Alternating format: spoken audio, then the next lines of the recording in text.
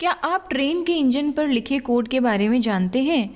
जी हाँ, इंजन पर लिखे हुए कोड, जो सबसे आगे जो इंजन होता है उसके ऊपर जो कोड लिखा होता है बहुत ही इंपॉर्टेंट होता है। चलिए आइए उसके ऊपर बात करते हैं। Hello friends, welcome back to my channel PCS warrior. मैं हूँ आरती और आज के इस वीडियो में लेकर आई हूँ कुछ इंटरेस्टिंग सा फैक्ट। अगर आप मेरे चैनल पे न्यू हैं तो प्लीज़ सब्सक्राइब करिए। मैं यहाँ लेकर आती हूँ इस चैनल पे गवर्नमेंट एग्ज़ाम से रिलेटेड जितने भी छोटे छोटे कंटेंट है उसके बारे में मैं बताती हूँ पूरा डिटेल में। साथ में मैं ट्रिक्स के ऊपर भी आपको काम करना बताती हूँ कि आप कैसे ट्रिक के माध्यम से 4 ऑप्शन में से एक आंसर आप कर सकते हैं। तो चलिए आइए इस वीडियो को हम स्टार्ट करते हैं और जानते हैं क्या है ट्रेन के इंजन के ऊपर लिखा हुआ कोड और इसका क्या मीनिंग है, पूरा डिटेल में जानते हैं। भारतीय रेल यात्रा को सुलभ मानी जाती है क्योंकि ये बहुत ही सिंपल और बहुत ही आरामदायक रेल यात्रा होती है। ट्रेन का सफ़र अन्य साधनों की अपेक्षा में सस्ता और आरामदायक होता है। क्या आपने कभी यह भी ध्यान दिया है कि ट्रेन के इंजन के आगे एक यूनिक कोड लिखा होता है, उसमें अल्फ़ाबेट के साथ साथ एक नंबर भी रहता है। इन अल्फ़ाबेट और नंबर का अलग अलग मतलब होता है। चलिए आइए हम इसको डिटेल करते हैं। यात्री के जीवन में भारतीय रेलवे का एक बहुत ही महत्वपूर्ण भूमिका होता है।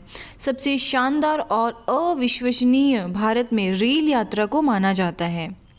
इसके ज़रिए आराम से और बहुत ही आसान तरीके से आप कहीं भी आ जा सकते हैं, कहीं भी पहुंच सकते हैं, चाहे शहर हो, चाहे कस्बा हो, चाहे तटीय क्षेत्र हो।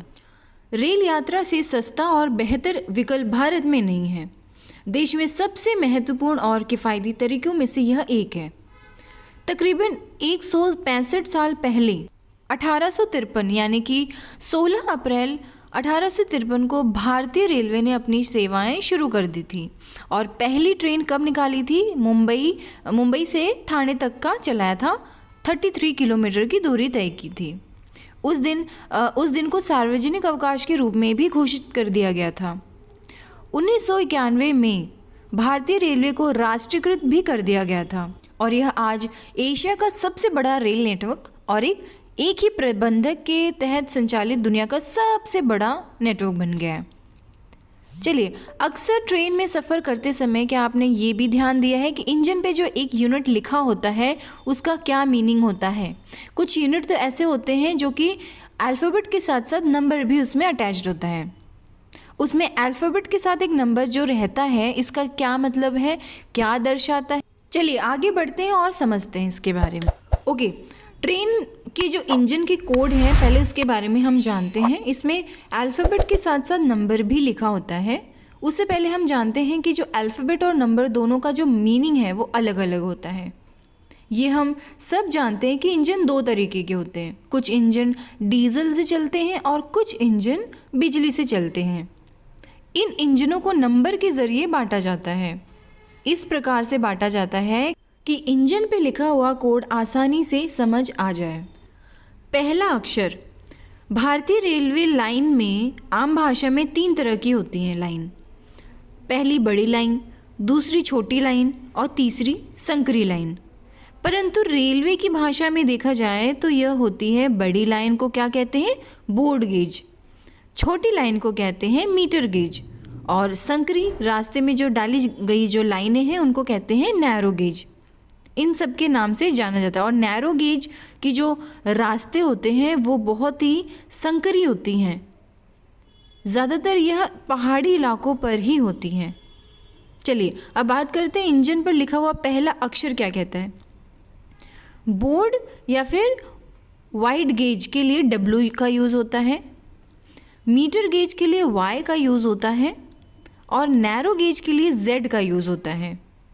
इसी तरह नैरो टॉय केस के लिए N का इस्तेमाल किया जाता है। अब बात करते हैं दूसरा अक्षर क्या कहलाता है। इंजन पर लिखा हुआ दूसरा अक्षर यह बताता है कि इंजन किस चीज़ का इस्तेमाल या फिर यूज़ करके चल रहा है। देखिए कौन कौन सा होता है। डीजल का है तो वो D अक्षर का इस्तेमाल करेगा। DC ओवरहेडेड इलेक्ट्रिक इंजन के लिए क्या यूज़ करेगा? C। AC overheaded electric engine के लिए यूज़ करेगा A। AC और DC दोनों ओवरहेडेड से चलने वाले जो इंजन हैं उस पर लिखा होगा CA। इसके अलावा बैटरी इलेक्ट्रिक लोकोमोटिव इंजन के लिए यूज़ होता है B। हालांकि अब इलेक्ट्रिक लोकोमोटिव इंजन नहीं देखने को मिलता है इतना ज़्यादा, बहुत ही कम देखने को मिलते हैं। अब बात करते हैं तीसरा अक्षर क्या कहलाता है। इंजन पर लिखे तीसरे अक्षर से यह पता चलता है कि इंजन का इस्तेमाल किस लिए किया जा रहा है। अगर इंजन पर M लिखा है तो इसका मतलब हुआ कि इंजन का इस्तेमाल सवारी और मालगाड़ी दोनों के लिए किया जा रहा है। जिस इंजन पर G लिखा होता है तो उसका इस्तेमाल मालगाड़ी के लिए किया जाता है। जिस इंजन पर P लिखा होता है तो उसका इस्तेमाल पैसेंजर यानी पैसेंजर गाड़ी के लिए होता है।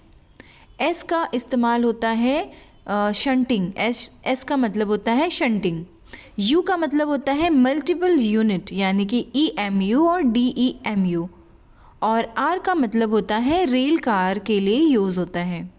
फ्रेंड्स, यहाँ पे जो मैं टर्म्स यूज़ कर रही हूँ हालांकि आम लोगों को नहीं समझ आ रहा होगा, लेकिन जो रेलवे का एग्ज़ाम की तैयारी कर रहे हैं उनको ये चीज़ें समझनी होंगी और उन्हें ये चीज़ पता होगा कि इसका जो मीनिंग है वो क्या है।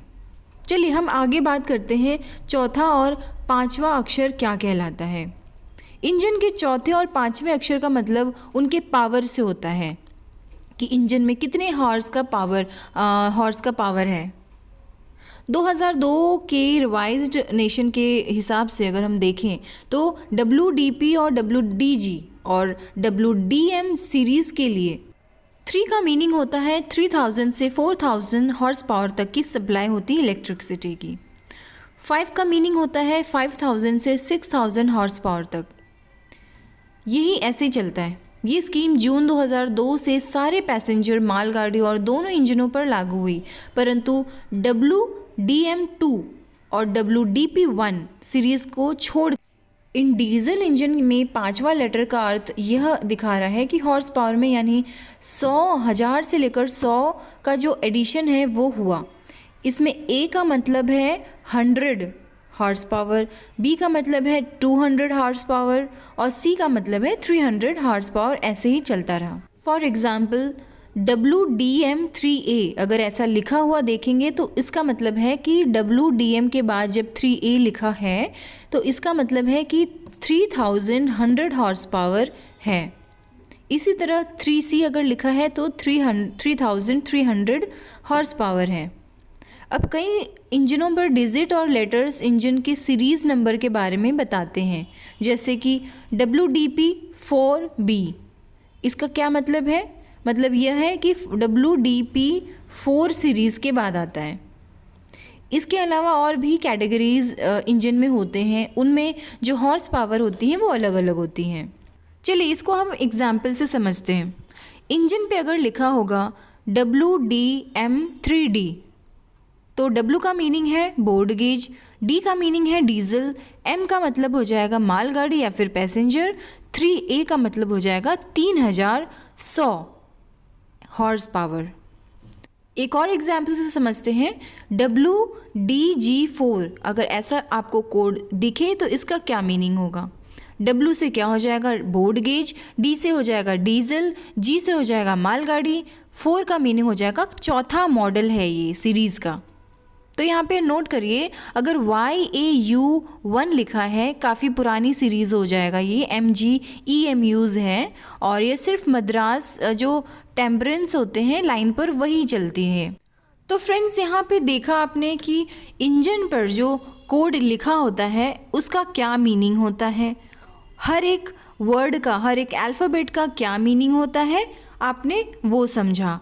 पहले अक्षर क्या कहलाता है, दूसरा अक्षर क्या कहलाता है, तीसरा क्या कहलाता है, और जब हॉर्स पावर की बात आती है जहाँ पे आप 3A लिखा देखेंगे, 3B लिखा देखेंगे, 3C लिखा देखेंगे तो उससे हॉर्स पावर के बारे यानी कि वहाँ पे पावर सप्लाई कितना चल रहा है उस इंजन में। तो फ्रेंड्स अगर आपको ये वीडियो पसंद आया है तो प्लीज़ लाइक शेयर सब्सक्राइब ज़रूर कर दीजिए। ऐसे ही मैं इंटरेस्टिंग फैक्ट्स लेकर आऊँगी आपके लिए। अगर आप न्यू हैं तो सब्सक्राइब किए बिना प्लीज़ मत जाइए।